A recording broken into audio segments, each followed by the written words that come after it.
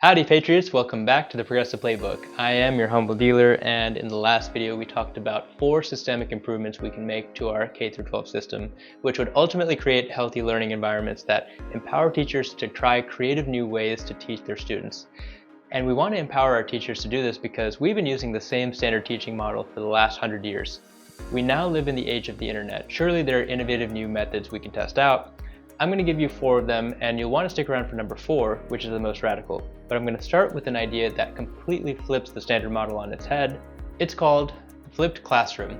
And it's just like how it sounds. Traditional homework is now done in class, and pre-recorded lectures are viewed at home. This is great for teachers who would put in the upfront effort of creating clear, concise lectures just once, and then they can use those videos for years rather than giving the same lectures multiple times per year for many years. These lectures could be a lot shorter than the live session, especially if the teacher elegantly weaves the lectures in with the content of the textbook. The flip model can be great for students as well because they can pause, re-listen, make sure they understood. They can supplement with related content or watch other teachers around the world, whatever helps the concepts click. It allows students to build foundational information into long-term memory prior to class, rather than trying to absorb all the material in real time during the class. So what happens in class? Students build on top of those frameworks and create their own knowledge through problem sets and group discussions. This is more fun and engaging for everyone, as teachers get to walk around and answer questions and tailor their teaching for different students. It's interesting that some disciplines have always worked this way. I used to learn the martial art Wing Chun, and now I'm learning rock climbing. In both, you do the bread and butter stuff on your own, like practicing forms or doing hangboard exercises, so that when you show up to the session, you are ready to build on those fundamentals and apply them to real cases. So how does flipped classroom fare? Teachers have tried this all over the world, especially during the COVID-19 pandemic, which disrupted a lot of in-person education. The Brookings Institution looked at 317 studies in a meta-analysis and found overall benefits for students in foundational knowledge, higher order thinking, interpersonal skills, time management, and student satisfaction. This idea is very closely related to the second idea on our list, mastery learning. This idea is supported by Salman Khan, the guy behind the chalkboard of Khan Academy, who points out that in martial arts, you master the skills of a white belt however long it takes before you move on to the next belt.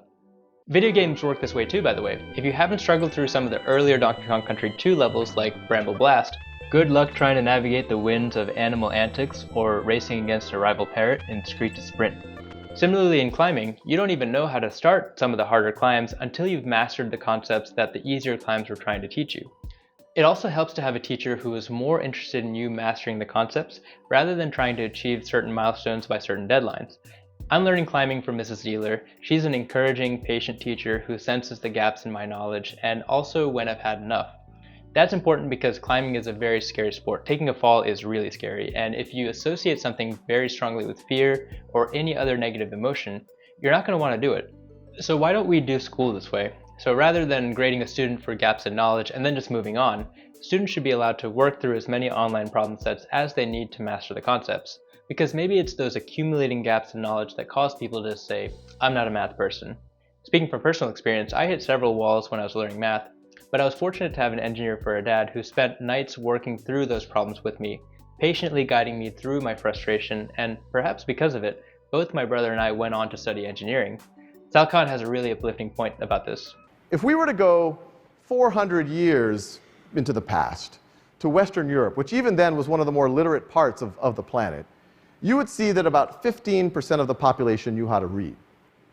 And I suspect that if you ask someone who did know how to read, say a member of the clergy, what percentage of the population do you think is even capable of reading? And they might say, well, with a great education system, maybe 20 or 30%.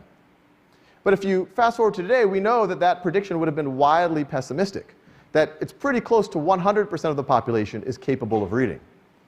But if I were to ask you a similar question, what percentage of the population do you think is capable of truly mastering calculus, or understanding organic chemistry, or being able to contribute to cancer research?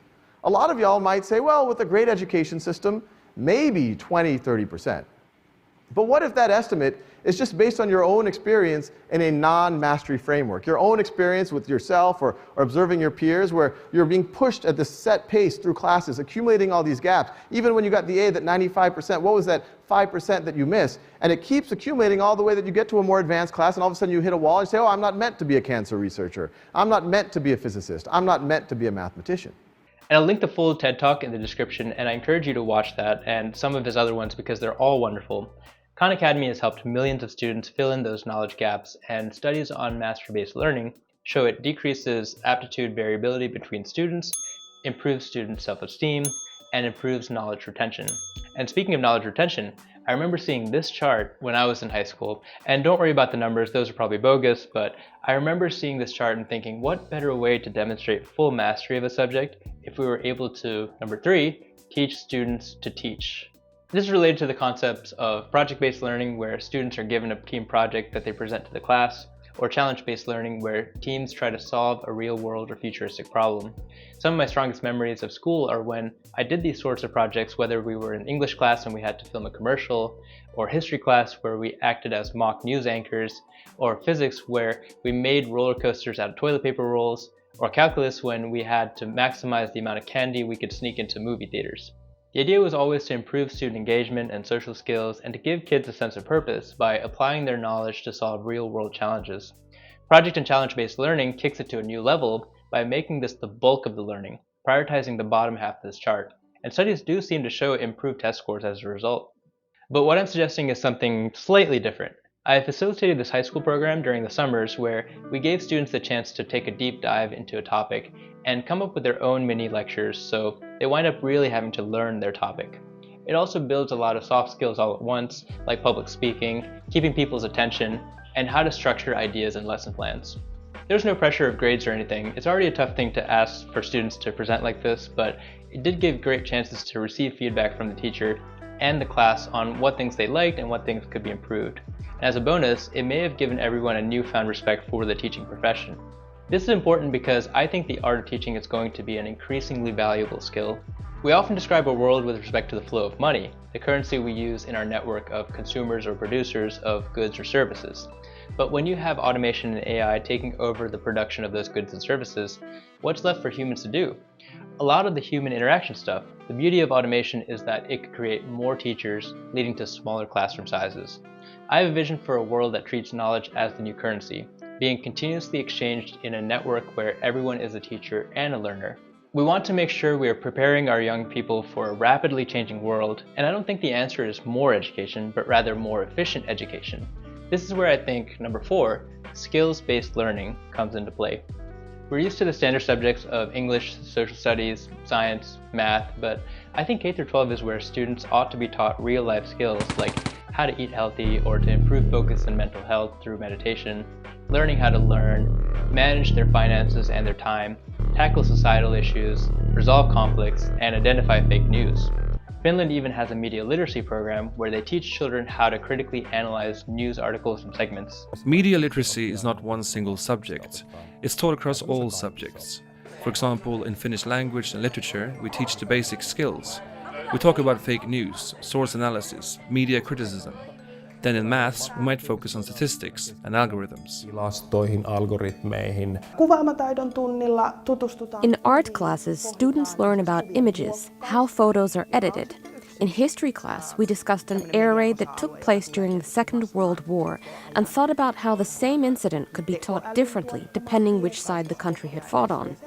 It's very important that we don't just teach the subject matter, but also the analytical skills. Who produced it and for what purpose? In Estonia, there's a futuristic education system where students learn robotics at age 7. They have access to 20,000 educational resources in their e-school bag.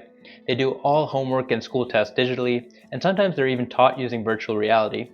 Estonia is not considered to be wealthy, and yet they have an entrepreneurial startup spirit running through the veins of their country. They produce more unicorn companies per capita than any other country in the world.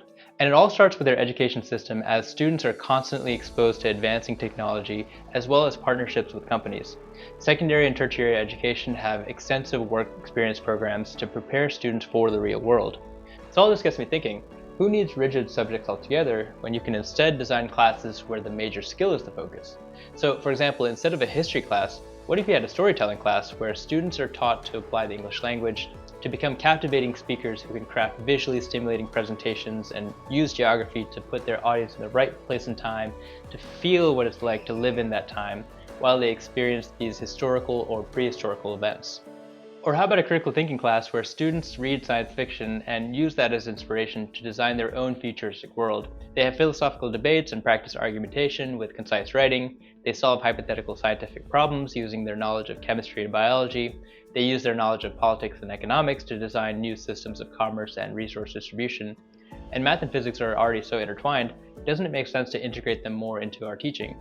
They're already trying to do that in a few schools.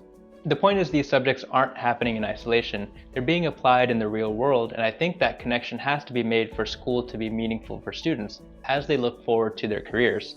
That is the natural next step in our journey. In the next video, we're going to look at higher education and the idea of free college. Thanks for watching, and if you're trusting my voice on this platform, be sure to hit me with that LSB, like, subscribe, and bell, and I'll deal ya the next one.